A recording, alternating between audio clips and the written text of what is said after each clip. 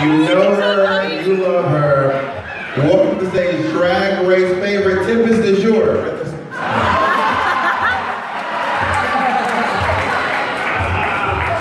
Thank you, Bob. I look like Carrie Bradshaw. She was like a Reiki master. I'm like not super ambitious about it.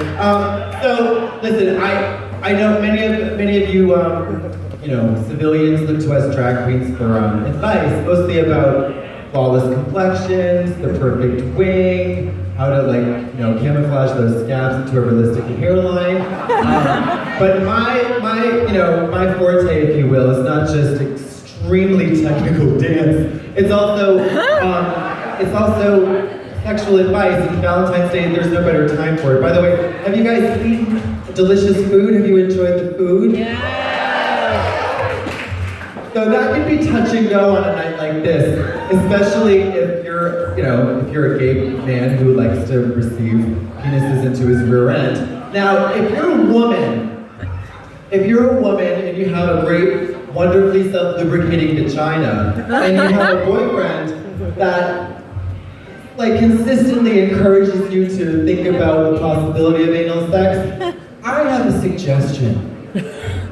A rudimentary just freshening up on the mechanics of the female rectum is great. You'll notice a glaring lack of prostate, right? So I would say, especially if that man is white, please leave him.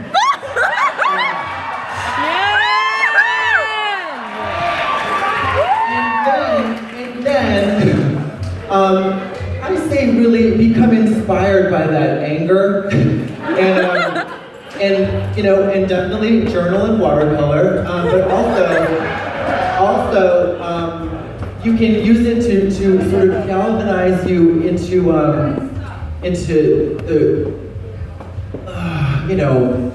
the current, well, I'm not going to talk about politics, don't you worry, but I will, this next number is dedicated to not only to surviving Valentine's Day, but to surviving the moral, ethical, political, existential Armageddon that we are now on the brink of. And the thing that pisses, I won't name names, and it's not like a Voldemort thing, I'm not scared of them. They are from Middle Earth. And truth is always stranger than fiction. It's also a lot more boring because Middle Earth isn't they don't have elves and trolls, they just have racism, which is really terrible. But, the thing is listen, love lifts us up where we belong. Sometimes that's in a meat locker, and the guy's a serial killer. So, don't trust your emotions. Don't trust the news. The thing that pisses me off about it the most is that now I have to pay attention to American politics, and that is a bummer. That is a bummer. Hey, listen, I'm all for crazy people with interesting points of view. Who want to rail against the establishment, because sure, it's gone a little crusty, certainly a little antiquated, but the only thing more dangerous than a fiery zeal, sent from God is incompetence. Ooh, that's just a real bummer. So, now, this is, I missed that 12-hour news cycle where apparently a bunch of Russian whores pissed on a bed. And I was like, this is the perfect drag moment because all of my career was leading up to this moment.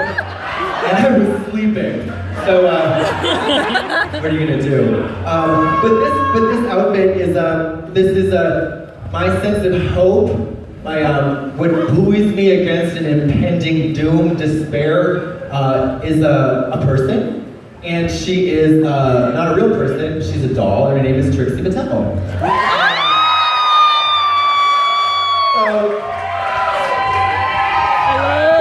If I were to be reincarnated as a happy-go-lucky real estate agent in the 1970s who did happen to find herself on the television set where she got to practice, crystals and spiritual arts, while also maintaining a very youthful glow about her.